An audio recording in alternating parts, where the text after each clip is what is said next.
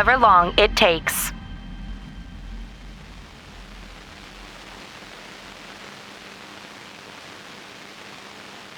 Day 32 since Evelyn's announcement, and I'm feeling okay, you know. I'm trying to keep busy, not think too much about it all, what it means to drift through space without any certainty of landing. There are over 1,000 tiny compartments in my pod. You'll know that if you've been tuning in. You'll know that I've already opened the first 365 on air. Dehydrated truffle mac and cheese, better than you'd think. Scented bath bomb shaped like a teddy bear, worse than you'd think. The rest I thought, I don't know, maybe on Terra Evelyn 3 once I meet my audience in person. Maybe you guys will want to see me open the rest. But now that we're gonna fucking die up here, let's crack them open. Oh.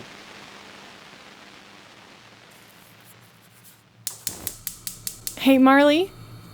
Yep. I'm moving your paint water over to the other side of the counter. Sorry. Just about done. I ran out of blue, but... Here, stir this. I ran out of blue, so I had to use purple, but I finished the field of forget-me-nots. Forget-me-nots. They're really lovely. I keep thinking we've filled every corner of the ceiling with paint, then you add something new. Maybe there'll be forget-me-nots on Not Evelyn. They should be called Do Forget-Me's on Not Evelyn, I suppose. I'm trying to fill in the details of home before we run out of... well, too many black holes lately. Like sidewalks? Oh, yeah. Such an Earth thing. Up here, where's there to walk to? How wide were they? What exact shade of gray? When we passed a stranger on the street, did we look up into their eyes and smile? Wide enough for 2, but not for 3. One friend would have to walk behind.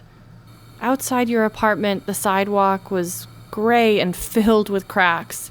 You would step on each one of them, saying your mother didn't believe in superstition anyway. And when we passed a stranger on the street, we would avert our eyes and walk straight past. I'd like to think we smiled and nodded at them sometimes. Let's pretend we did.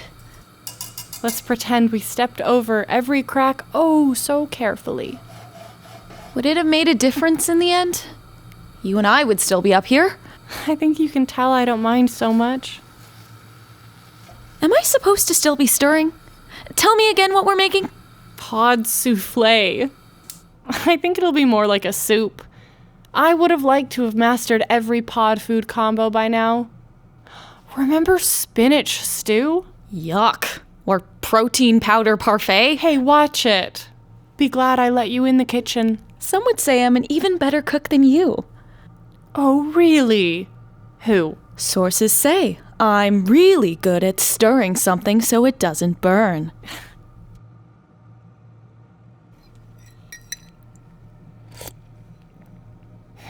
Perfect.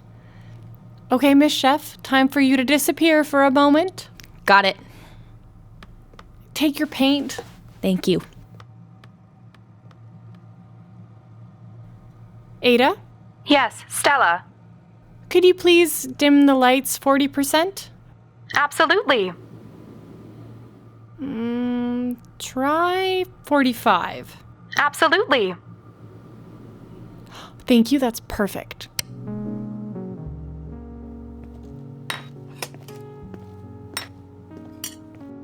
Okay, Marley, you may enter. Hi. Hi.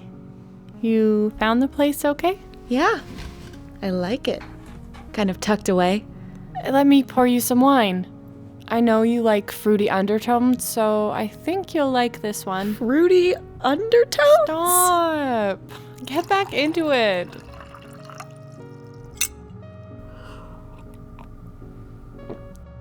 I don't know why I still expect actual wine. Almost the last of the juice crystals, too. Wow. This is delicious, Stella. Good food here. Good energy, too. I'm glad you asked me. I'm glad we found a bar that isn't closed or flooded or burned down. Shush. That doesn't have to exist in the fantasy world. Fine. I'm glad we found a bar that has such intimate lighting. Nice. So why did you ask me here, Stella? What made you think that you and I, after all this time, might have something? You know this story. I love it when you tell it. Heat wave after heat wave, every day pushing 50, and you're wearing all these short sleeve shirts that show off your arms. I was looking at you and I realized that I wanted to ask you if your tattoos continued underneath the fabric.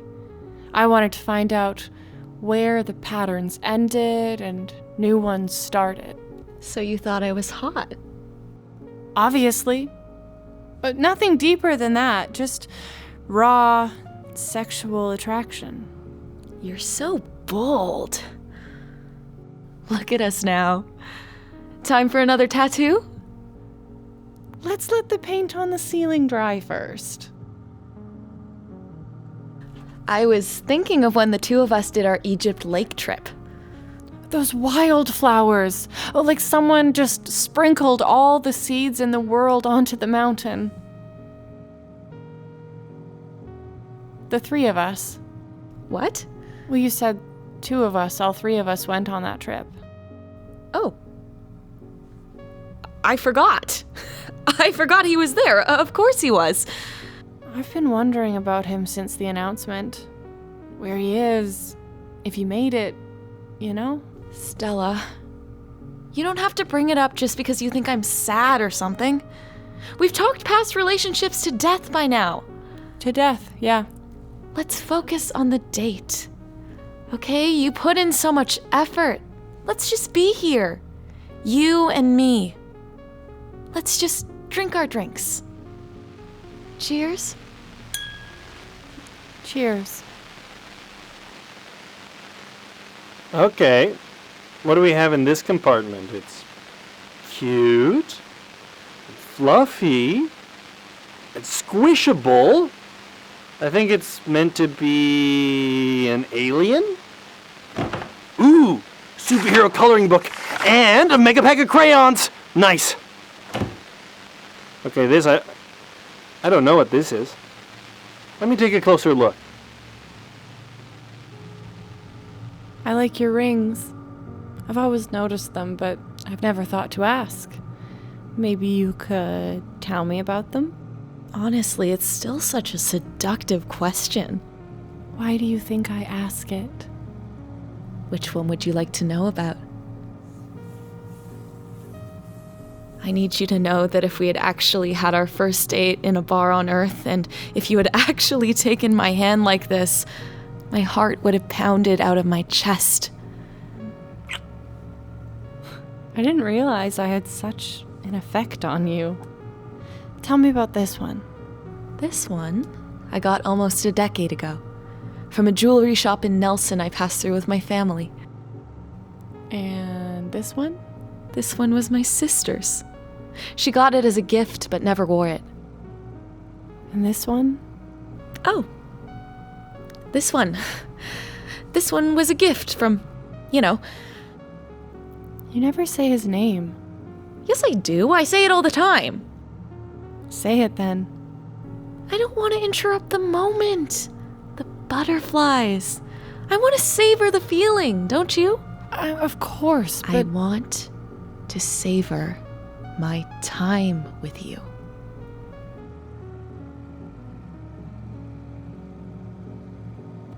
I feel too quiet today.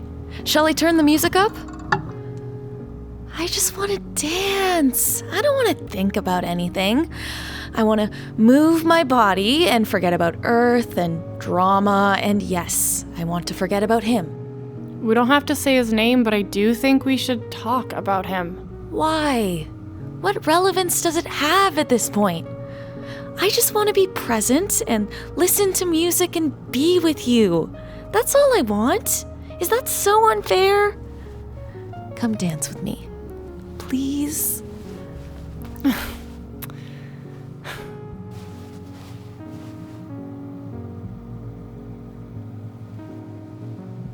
Would Would we have really danced on our first date? If the music was better.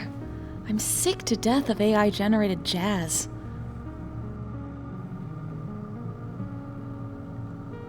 Would we have gone to a club? I can't even remember what they smell like. It's a black hole.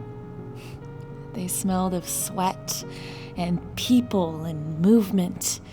The air was smoky and filled with moving lights.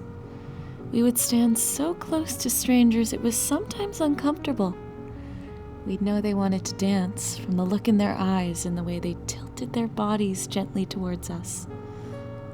Yeah, you couldn't tell I wanted to dance the night of your birthday. I was an idiot. I don't remember the smell of the club, but I do remember the smell of your perfume.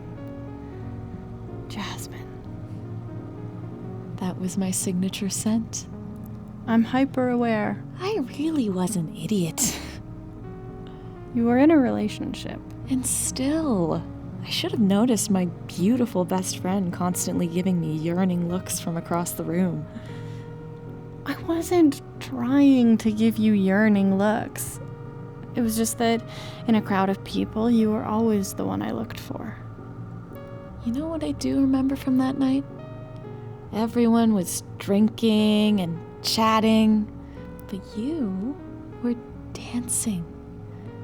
Eyes closed, hands in the air like you could feel the sound waves, smiling so peacefully. You make me sound like one massive cliche.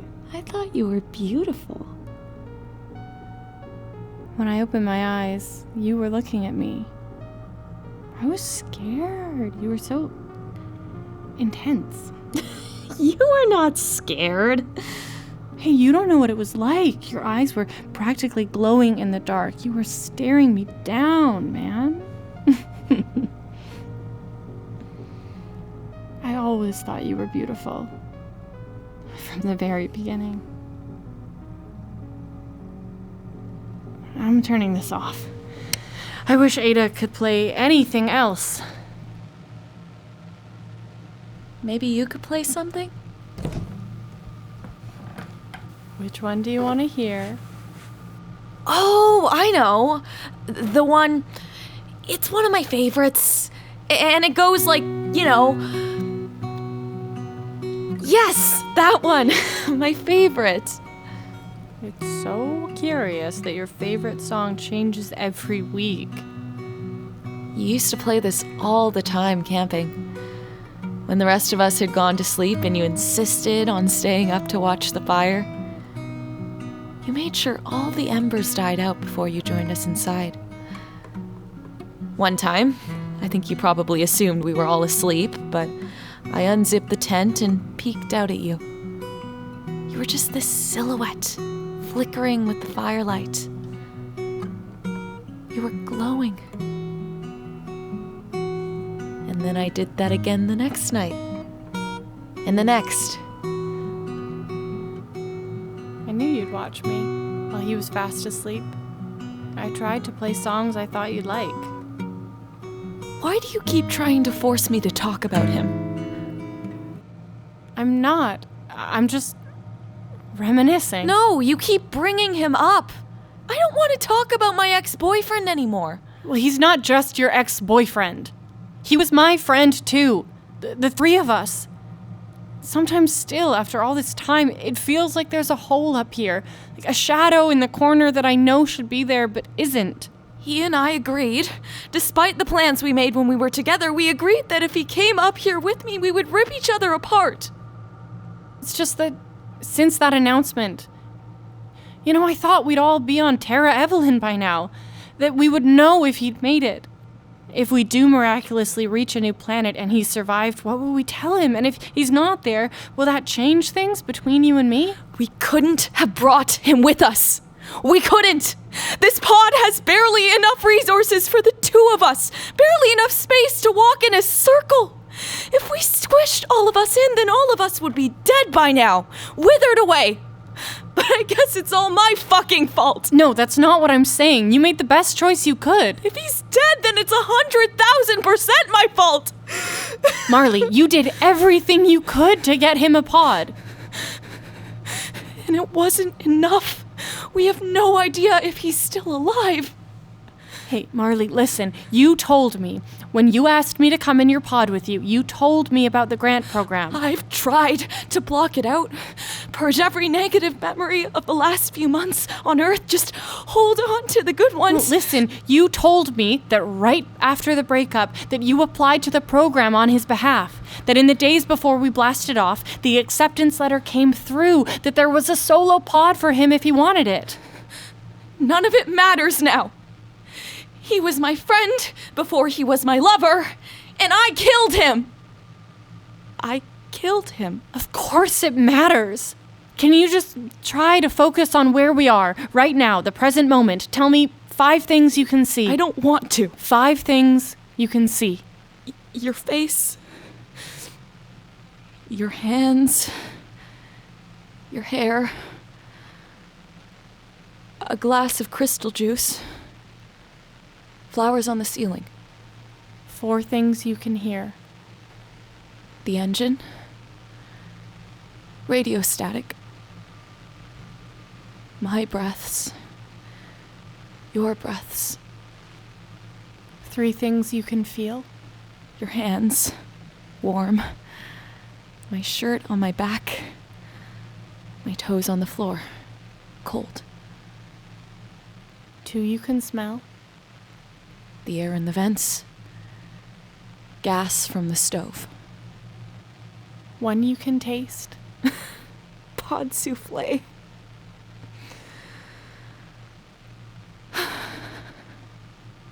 Okay. There's still hope left. I get scared when I think about how he never responded to the last text I sent. I have no way of knowing if he ever got the message about his pod and the grant going through, or if the whole network was down by then. Maybe he ran to the blast-off center and got into his pod. Or maybe he just sat in the apartment waiting for my message, hearing the rumble of engines as hundreds of pods shot up into the sky, seeing the trees burn and the skies fill with smoke, and maybe that's when he knew that I fucked up and abandoned him, and the only thing that could have taken him to safety burned along with everything else. You're putting all this blame on yourself. But he's not stupid. Even if he never made it off Earth, there must be pockets of safety down there. How else have people like Evelyn Lee survived? You have to stop blaming yourself. You have to believe he made it. Otherwise, you'll drive yourself mad. Do you think he made it? Do you think he's safe? I think, regardless of where he ended up, he deserves to be talked about. I've tried so hard not to think about him, or only think about him in the context of the past. An Earth memory, an old friend, a black hole. Wherever he ended up, he's still here, with us.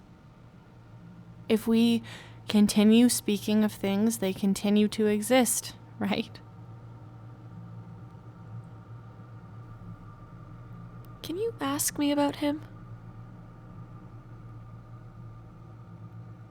Do you remember his favorite color? Indigo. His favorite bird? Pigeons. He hated that humans domesticated them and then abandoned them and now consider them pests. And he liked the color of their feathers, the depth of it. And speaking to him, what was it like? He was soft. He balanced me out, always bringing me down to earth. He was quiet, but sometimes pieces of wisdom would burst through like he just couldn't keep the thought in any longer. I think he loved me right until the very end. Did he have a favorite flower? Oh, forget-me-nots. What did he smell like? Camping. Fire smoke.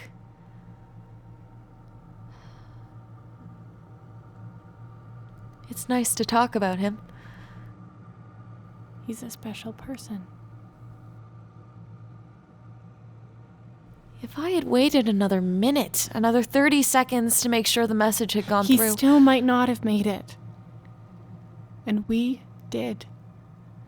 We have to hold on to the fact that we are still here. I like being up here with you, Marley. You're still my best friend. And he was too. For a very long time.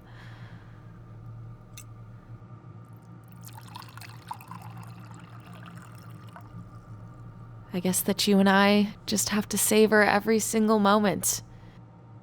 And realize how goddamn lucky we are. And appreciate each other until we die. Easy enough. Somehow I was still expecting wine. We still have the champagne. We could... Or did you still want to save it? I want to save it. Maybe to share with Lake, or maybe to share with new people. However long it takes. Tomorrow, I'll add some more to the mural. There's a tiny spot above the bathroom. Just enough space for something indigo.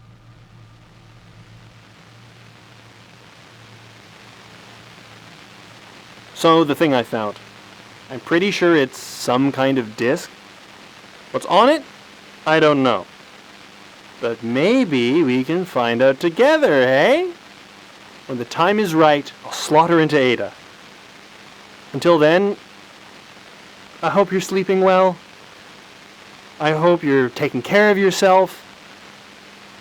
I hope you're finding peace in the little moments.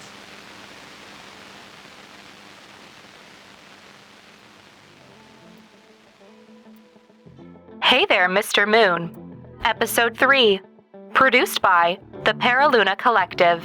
Hey there, Mr. Moon was recorded on the traditional territories of the Lekwungen-speaking peoples, known today as the Songhees Nation and Kosapsum Nation, as well as ancestral, unceded territory of the Central Coast Salish Nations, the Hulkaminum-speaking peoples. To learn more about Indigenous peoples in British Columbia, visit maps.fpcc.ca. This episode was written by Naomi Duska. Our lead writer is Naomi Duska. Our director is Brandon Sugden, featuring Sophie Taylor as Marley, Emily Case as Stella, Nicholas Guerrero as Rowan, Jenny Robinson as Ada. Audio engineering and sound design by Miriam Dimitra and Ryan Keneal. Production management by Emily Trepanier. Marketing and publicity by Sophia Radford. Graphics by Carson Schmidt. Theme song and additional composition by Julian Amar. Hey There, Mr. Moon is supported by the Canada Council for the Arts. Special thanks to Theatre Scam and British Columbia Summer Swimming Association. Thank you to all of our Seed and Spark supporters, including Brad Duska, Brian Sugden, Kathy Robinson, Kiara Chisholm, Nicola, Keith, and Emma Radford, Fairlead Consulting, Felicity Merrick, Grant Patterson, Krista and Matt, Kristen and Seth, Leslie Sugden, Maddie Kirstein, Peter and Gail Cardolis, Taryn Gorbon, and Wendy Megahay.